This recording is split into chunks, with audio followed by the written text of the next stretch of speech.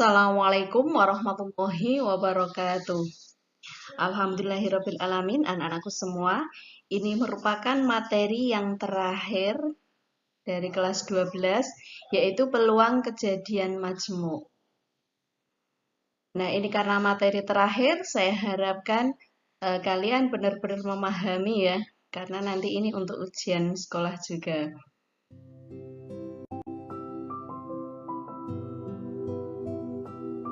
Nah, untuk kejadian majmuk yang pertama yaitu kejadian saling lepas.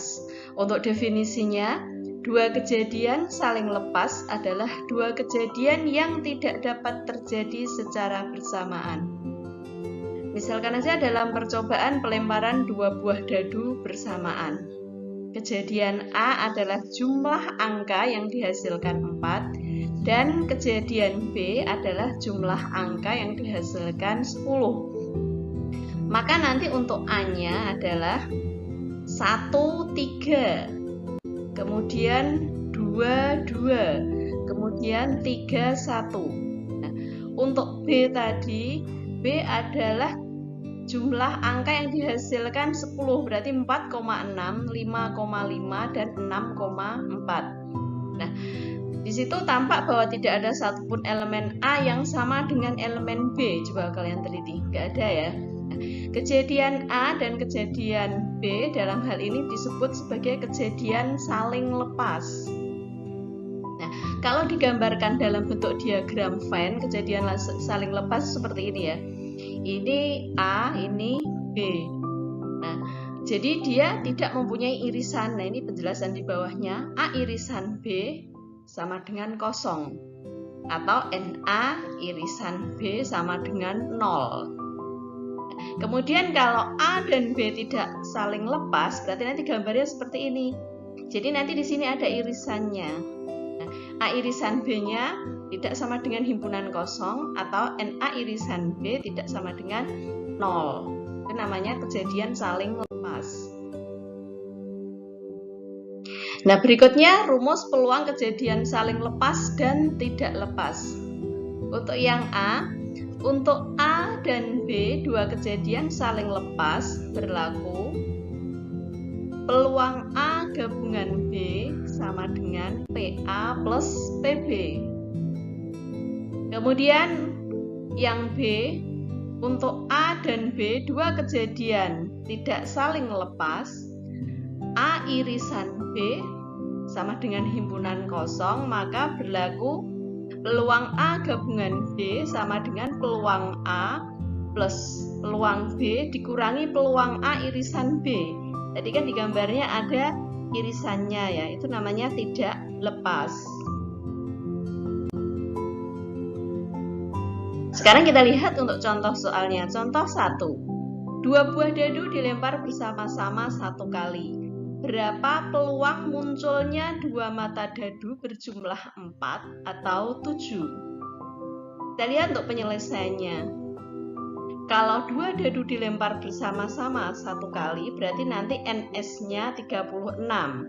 Ingat untuk rumus S-nya ya, ruang sampel itu dadu kan ada 6 ya sisinya. Karena dua dadu berarti 6 pangkat 2, sehingga sama dengan 36.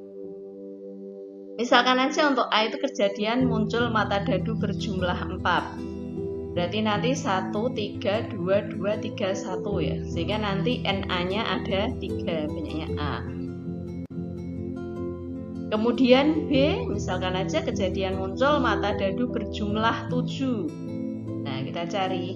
Berarti 1, 6, 2, 5, 3, 4, 4, 3, 5, 2, 6, 1. Sehingga nanti untuk NB-nya berarti ada 6. A dan B kita cari, ada apa enggak anggota himpunan yang sama di zaman ini?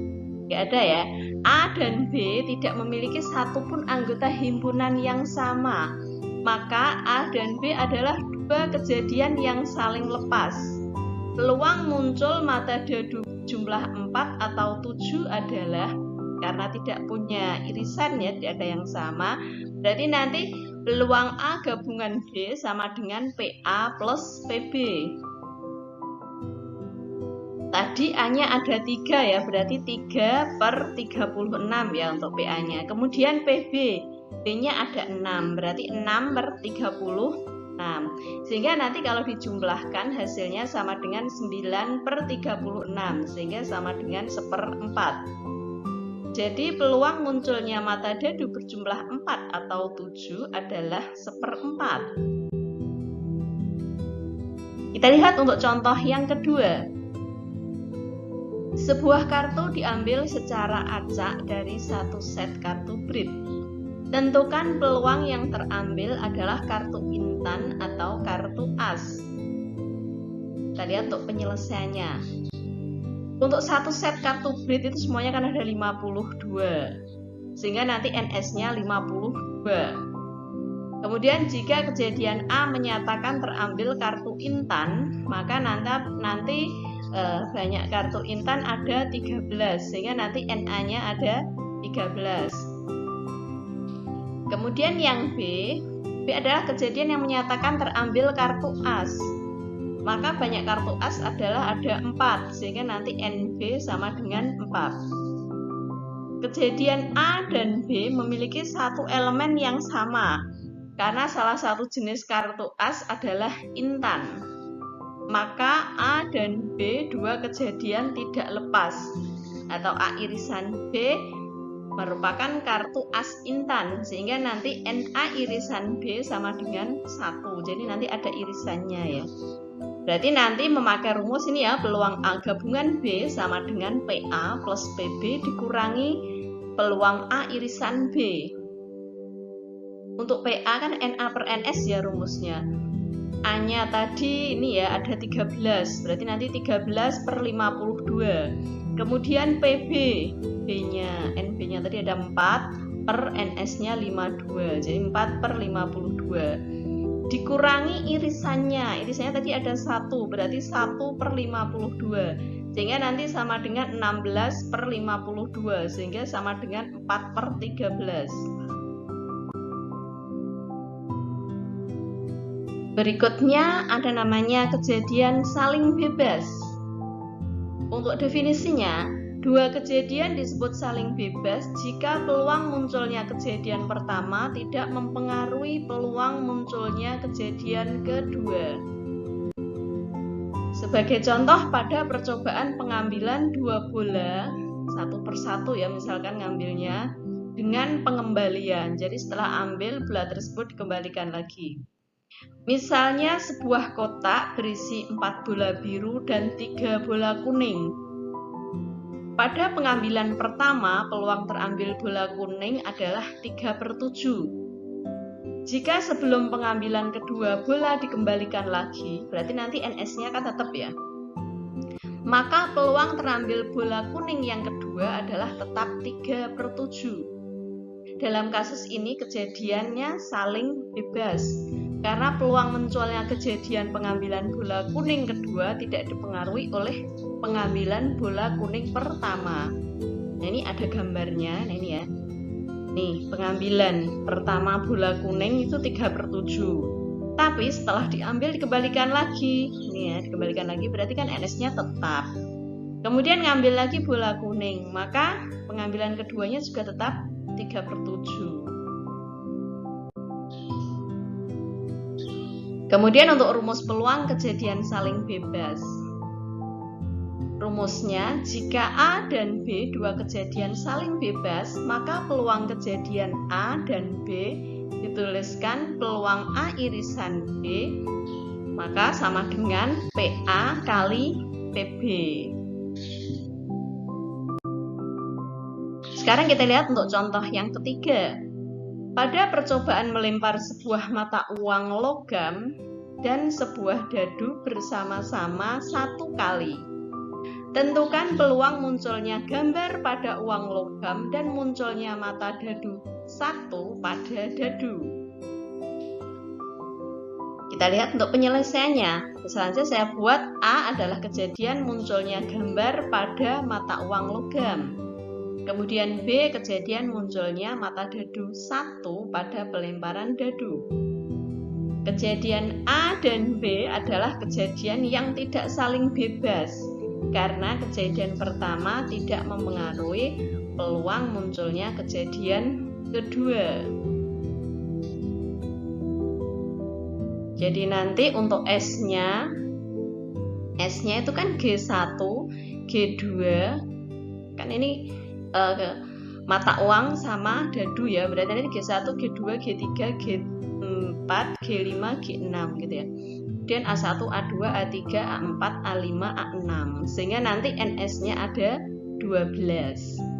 Kemudian tadi A itu kan kejadian munculnya gambar pada mata uang logam, berarti nanti kan G1, G2, G3, G4, G5 sampai G6, sehingga nanti NA-nya sama dengan 6. Kemudian yang B itu kejadian munculnya mata dadu 1 pada pelemparan dadu, berarti nanti kan G1 sama A1, sehingga nanti NB-nya sama dengan 2. Sehingga nanti ada irisannya ya, A irisan B berarti yang sama, yaitu ini ya, G1 ya, G1, sehingga nanti NA irisan B itu sama dengan 1, sehingga nanti PA sama dengan 6/12 ya, sehingga kalau disederhanakan sama dengan setengah. Kemudian PB, B-nya tadi NB-nya ada 2, NS-nya 12, jadinya 2/12. Jadi nanti kalau disederhanakan sama dengan 1/6. Peluang A irisan B sama dengan NA irisan B per NS. Sehingga nanti sama dengan 1/12. Kan irisannya tadi 1 ya, per NS 12. 1/12 sama aja dengan setengah kali 1/6. Berarti nanti sama aja dengan PA kali PB. Jadi peluang munculnya gambar pada uang logam dan munculnya mata dadu 1 pada dadu adalah 1/12. Kita lihat untuk contoh yang keempat. Dalam sebuah tas sekolah terdapat 6 buku matematika dan 2 buku kimia. 2 buku diambil secara acak dari dalam tas satu persatu. Jika buku pertama diambil, dimasukkan kembali ke dalam tas sebelum buku kedua diambil, berapakah peluang yang terambil? Yang A, buku pertama matematika dan buku kedua kimia. Yang B, buku pertama kimia dan buku kedua kimia. Kita lihat dulu penyelesaiannya. Tas tadi berisi 6 buku matematika dan 8 buku kimia, sehingga semuanya ada 14, sehingga nanti NS-nya 14.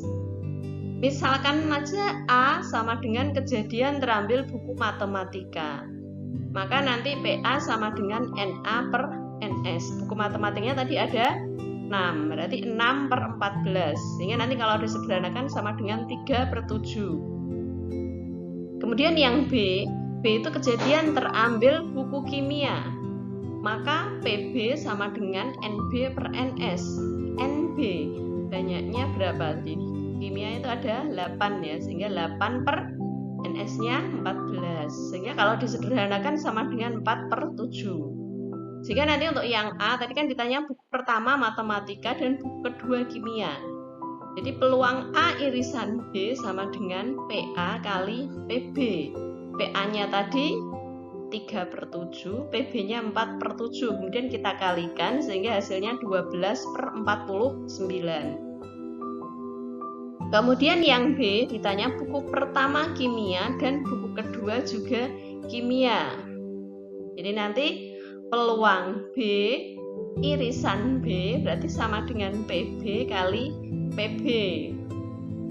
Tadi untuk PB-nya 4/7. Jadi 4/7 kali 4/7 sehingga sama dengan 16/49.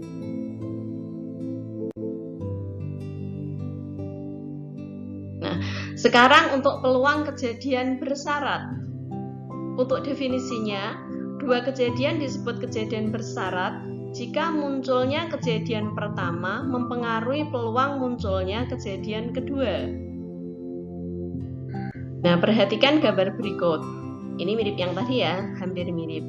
Ini misalkan aja dalam sebuah kotak ini terdapat bola biru ada 4, kemudian kuningnya ada 3. Pengambilan pertama bola kuning itu peluangnya 3/7.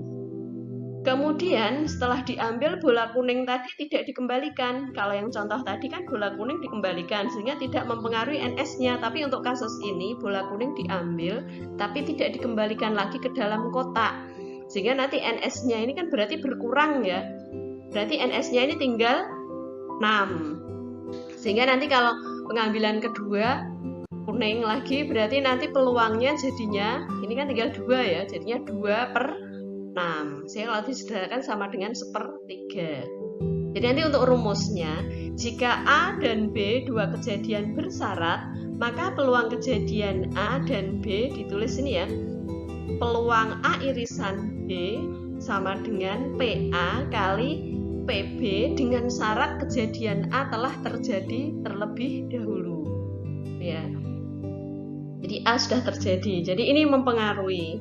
Itu untuk peluang kejadian bersyarat. Kita lihat untuk contoh yang kelima. Dalam sebuah kotak terdapat 4 bola merah dan 2 bola putih. Jika diambil 2 bola satu persatu tanpa dikembalikan, tentukan peluang bola yang terambil itu berturut-turut bola merah dan putih. Kita lihat untuk penyelesaiannya. Misalkan aja A kejadian terambil bola merah, kemudian B kejadian terambil bola putih. Jumlah bola sebelum pengambilan pertama adalah 4 + 2, sehingga nanti sama dengan 6. Berarti ini sama aja dengan NS-nya. Peluang terambilnya bola merah pada pengambilan pertama adalah, tadi ada 4, kemudian NS-nya ada 6. Sehingga nanti kalau disederhanakan sama dengan 2/3.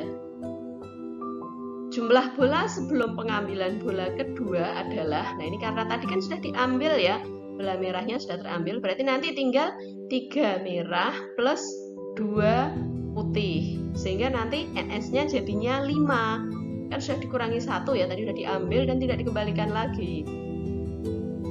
Jadi nanti peluang terambilnya 1 bola putih dengan syarat bola merah sudah diambil ditulis PB dengan syarat A terjadi terlebih dahulu.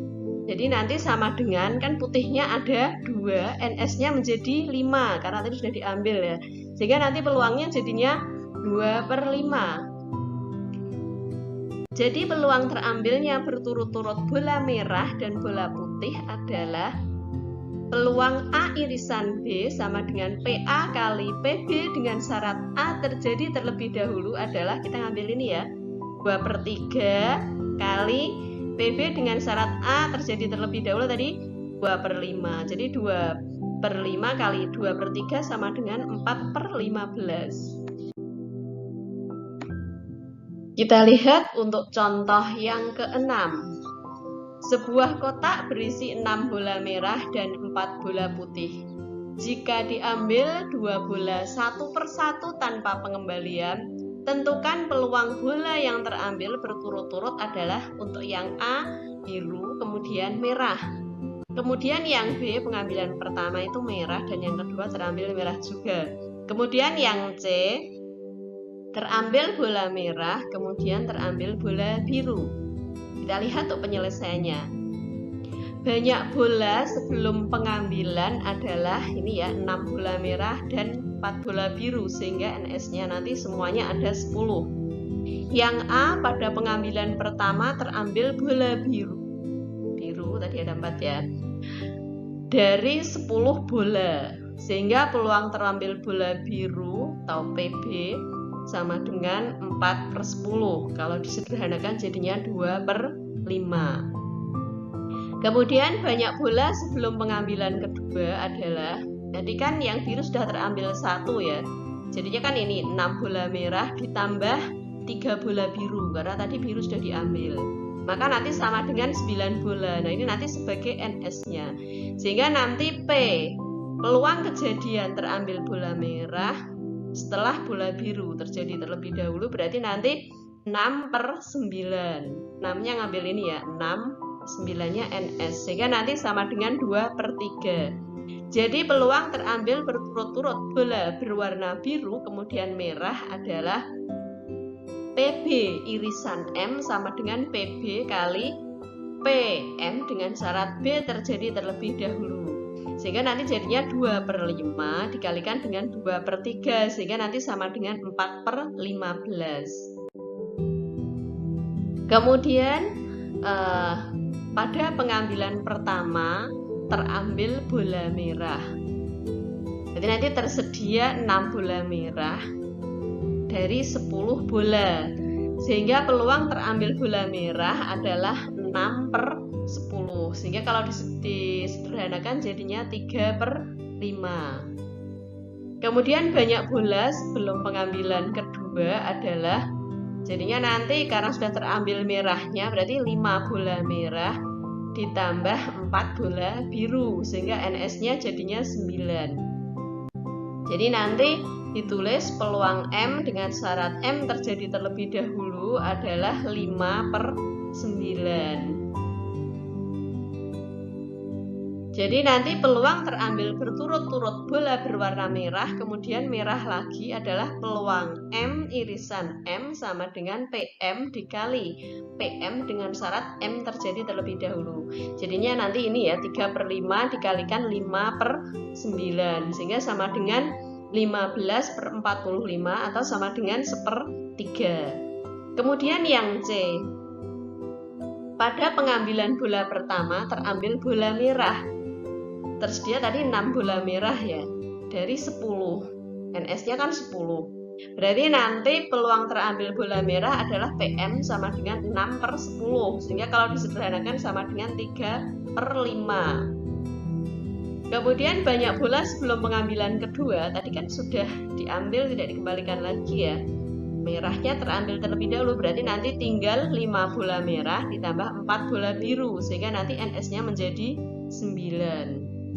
Sehingga nanti peluang B dengan syarat M terjadi terlebih dahulu sama dengan ini ya. N yang kedua biru, berarti 4/9. NS-nya dari ini tadi dikurangi 1 ya. Jadinya nanti peluang M irisan B sama dengan PM kali PB dengan syarat M terjadi terlebih dahulu sama dengan ya berarti 3/5 dikalikan 4/9 sehingga nanti sama dengan 12/45. Kalau kita bagi 3 semua sehingga nanti jadinya 4/15. Nah, biar kalian lebih memahami materi ini, silakan kalian kerjakan latihan soalnya ya. Ini ada 5 soal, silahkan dicoba dikerjakan. Nah, demikian untuk materi peluang kejadian majmuk hari ini. Karena ini materi terakhir, tolong benar-benar dipahami. Jika belum paham nanti bisa ditanyakan. Terima kasih, semoga ilmunya bermanfaat. Semoga kalian bisa memahami materinya. Saya akhiri sekian dulu. Wassalamualaikum warahmatullahi wabarakatuh.